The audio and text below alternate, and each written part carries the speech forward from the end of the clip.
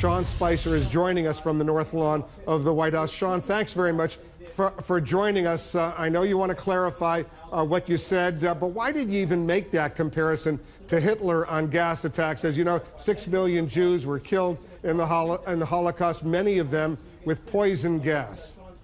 Well, thanks for having me, Wolf. I was obviously trying to make a point about the heinous acts that Assad had made against his own people last week, using chemical weapons and gas. And frankly, I mistakenly used an inappropriate and insensitive reference to the Holocaust, for which, frankly, there is no comparison. And for that, I apologize. It was a mistake to do that. And you know, I appreciate Director Panetta's comments, and we'll keep those in mind. So tell us who you're apologizing to right now. There are Holocaust survivors out there who were listening to what you said and couldn't believe a spokesman, the press secretary for the President of the United States, would make such a statement. So just specifically, tell us who you want to apologize to. Well, clearly, you know, anybody who not just suffered in the Holocaust or is a descendant of anybody, but frankly, you know, anyone who was offended by those comments. It's not, as I said, I'm not, you know, in any way standing by them. I was trying to draw a comparison for which there shouldn't have been one. It was insensitive and inappropriate. So I'm not looking to quantify this in any way. It was an attempt to talk about, I should have stayed focused on the Assad regime and the dangers that they have brought to their own people and the terrible atrocities they did, and to drag any other comparison into this was not appropriate. But why make the comparison at all? Why bring Hitler into this? Well, again, I'm not going to try to quantify it, Wolf. It was a mistake. I shouldn't have done it. I won't do it again. I think Director Panetta's comments were well received as advice, but it was an attempt to do something that shouldn't have been done, and that's all I can say about it. There really is no explaining it at this point. It's just to say that, especially this week, it was not something that was inappropriate, and it was insensitive. And you know, look, I think I should have stayed focused. The president obviously took decisive action last week to bring an end to the crisis in Syria, take action that hadn't been taken for the last 6 years, and the focus should have stayed on the president's action and not in any type of way of drawing anything into this. Did you not know, Sean, that there were gas chambers where the Nazis brought Jews and others, gypsies, homosexuals, and others, mostly Jews, to slaughter them in these poison gas chambers at Birkenau, near Auschwitz, and other death camps? Yes, clearly I'm aware of that. Again, it's as I said initially, and there's no attempt to clarify this.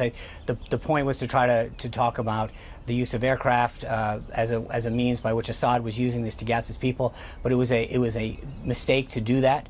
And again, that's why I should have just stayed on topic, stayed focused on the actions that Assad had taken and the horrible atrocities that he committed against his own people. Have you spoken to President Trump about your blunder today? Obviously, it was my blunder, as you put it correctly, and I came out to make sure that we stay focused on what the president's doing and his decisive action. I needed to make sure that I clarified and not was in any way, shape, or form any more of a distraction from the president's decisive action in Syria and the attempts that he's making to destabilize the region and root out ISIS out of Syria. So my goal now and then was to stay focused on Assad, and I should have, and I'll continue to make sure that I stay in my lane when I talk about that. I want to move on and talk about some other key issues, but can we assume the president encouraged you to come out and apologize?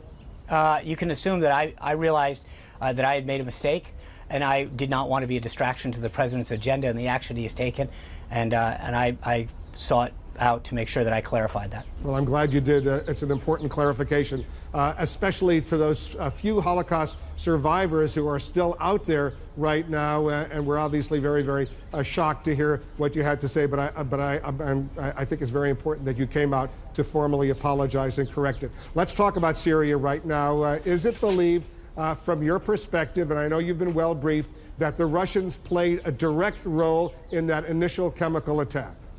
There's no consensus within the intelligence community at this time that shows a Russian involvement, but obviously the intelligence community continues to evolve the situation on the ground. The initial consensus, however, it does not lead one to believe that they can say conclusively that there was a Russian involvement. White House officials are telling CNN they do believe Russia is trying to cover up for Bashar al-Assad's regime and its culpability. If this is true, can you really trust Russia in finding some sort of diplomatic solution to Syria? Well, as I noted today in the briefing, when you look at the countries that are standing with Russia, Syria, North Korea, and Iran, that's not exactly a group of countries that you want to be standing with. All of them are failed states except for Russia. I think Russia is on an island to itself at this point.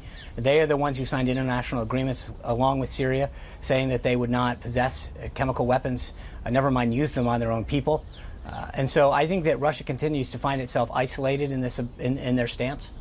Does the president believe Bashar al-Assad must go?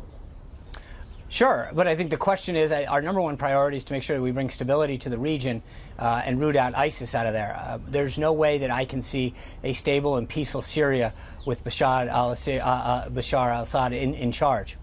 Bashar al-Assad, I know you've mispronounced his name a few times, but it's Bashar al-Assad. I know the president that you suggested yesterday that President Trump might react if barrel bombs, these awful weapons of mass destruction, were used again. But later you said there was no new policy. Could you clarify precisely where the president stands on the use of barrel bombs if there's another so-called red line?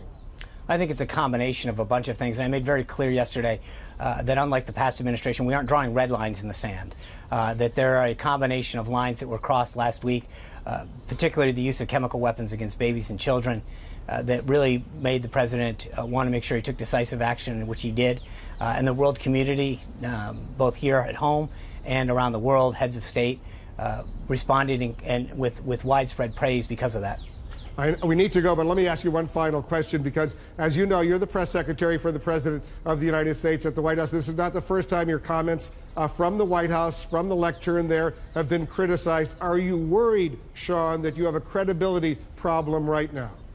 No, I think this is why I'm here right now, Wolf. You know, I think I clearly, as I said earlier to you, to your audience, when you make a mistake, you own it. My comments today did not reflect the president's, were a distraction from him, and frankly were just misstated, insensitive, and wrong. And I wanted to make sure I clarified them as soon as possible. So I appreciate you having me on, but I think that one of the things that I think is important is we all make mistakes. You've made mistakes, other outlets, me, and everybody does. And we all hopefully have a bit of forgiveness in us. And I hope that people who understand know that when I make a mistake, I'll try to own it, and I would ask people for their forgiveness.